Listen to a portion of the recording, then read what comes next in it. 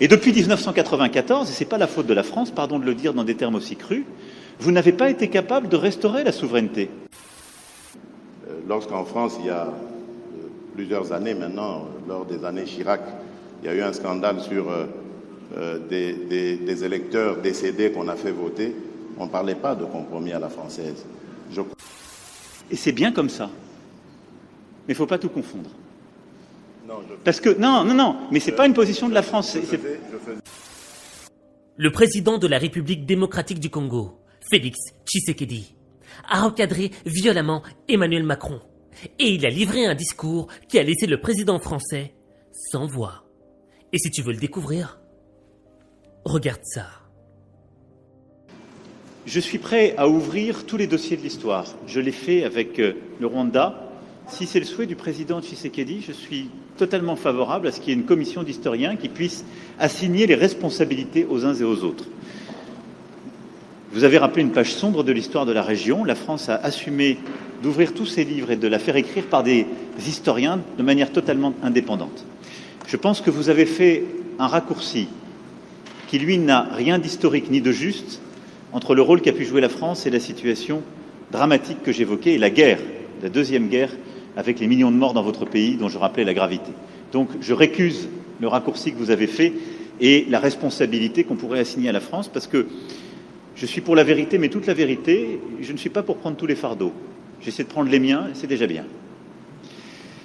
Donc oui pour une commission d'historiens pour faire ce travail s'il vous semble utile, s'il semble utile au président et donner les faits. Ensuite, soyons clairs, quelle est la situation depuis 1994 ?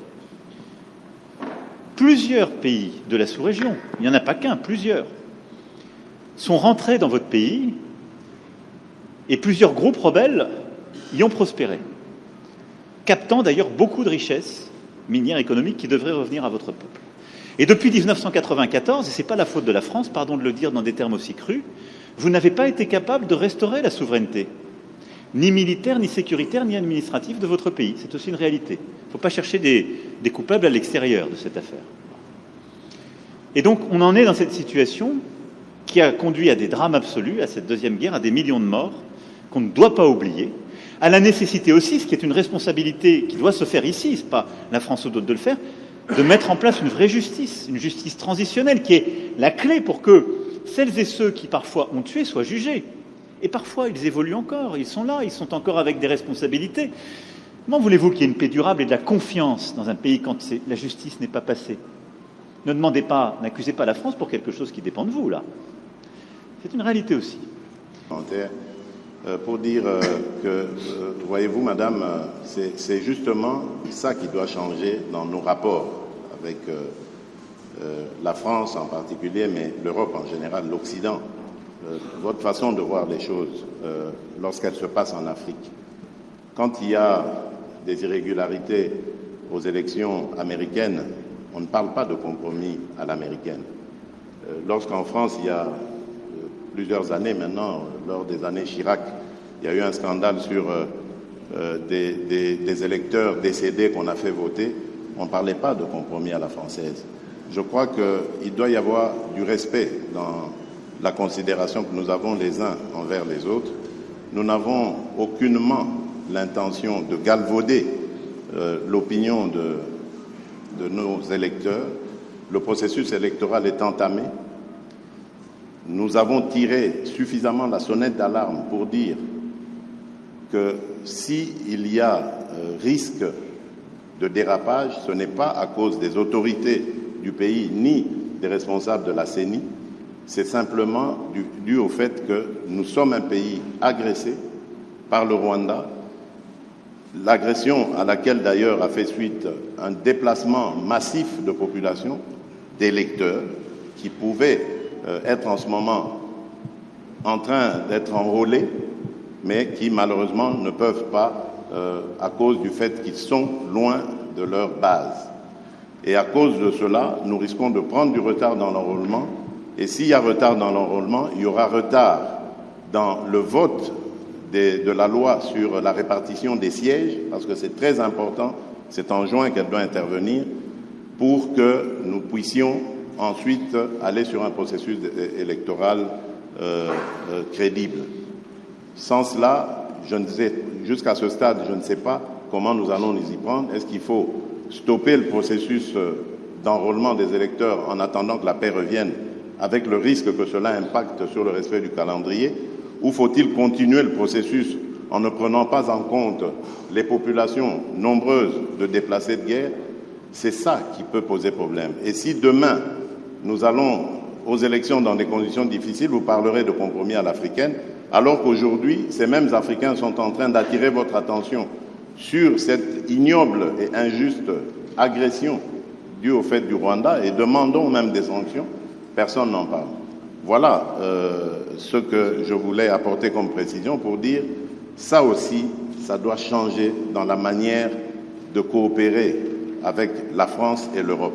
Regardez-nous autrement, en nous respectant, en nous considérant comme de vrais partenaires, et non pas toujours avec un regard paternaliste, avec l'idée de toujours savoir ce qu'il faut pour nous et non pas pour...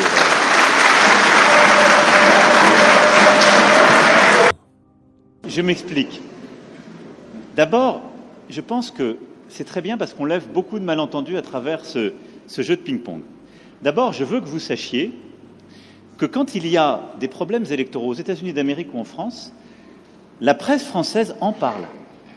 Elle les dénonce, elle l'explique, elle s'en saisit, et elle en parle de manière aussi intraitable qu'elle le fait quand elle parle de vous. Donc il n'y a pas de double standard. Ce qui serait inquiétant, c'est si la presse française n'en parlait pas pour vous, mais elle en parle aussi pour nous. Mais pas de compromis. Non, mais elle parle de tout, elle parle de malversation quand il y en a. Elle parle beaucoup plus, elle va beaucoup plus loin, il n'y a pas de sujet. Elle essaie de dire la vérité, c'est le travail d'une presse indépendante. Et donc, il ne faut pas être choqué que la presse, quand elle a écho, quand elle entend des oppositions qui disent qu'il y a des problèmes, vous pose la question. Ce serait un double standard si elle disait on est en Afrique, donc on ne pose même pas la question, c'est pas un sujet.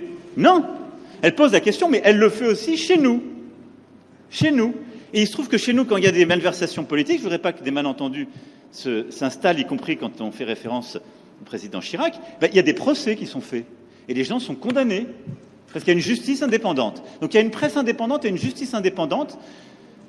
Ça crée une démocratie qui est parfois vibrante. Alors je ne dis pas que c'est... on se fait attaquer, mais c'est très bien. Ça permet les alternances démocratiques et ça permet de bâtir par cette maïotique une vérité. Ça, c'est la première chose. Ne croyez pas qu'il y a un double standard, ça n'est pas vrai. Ne croyez pas que ce soit de l'irrespect, ça n'est pas vrai, parce que les journalistes français, européens ou américains posent les mêmes questions à leurs dirigeants chez eux. La deuxième chose, et ça me permet d'insister, parce que le président a parlé de la France en répondant à la question. Quand un ou une journaliste française pose une question, ça n'est pas le gouvernement de la France. Et c'est bien comme ça. Mais il ne faut pas tout confondre.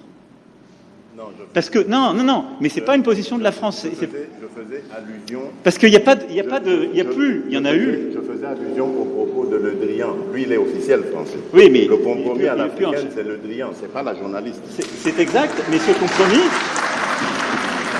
Mais cette formule, président, on sait d'où elle est sortie et on sait le contexte électoral. Non, mais on sait le contexte électoral. Et il n'y avait pas de caractère de mépris dans la formule de Jean-Yves Le Drian.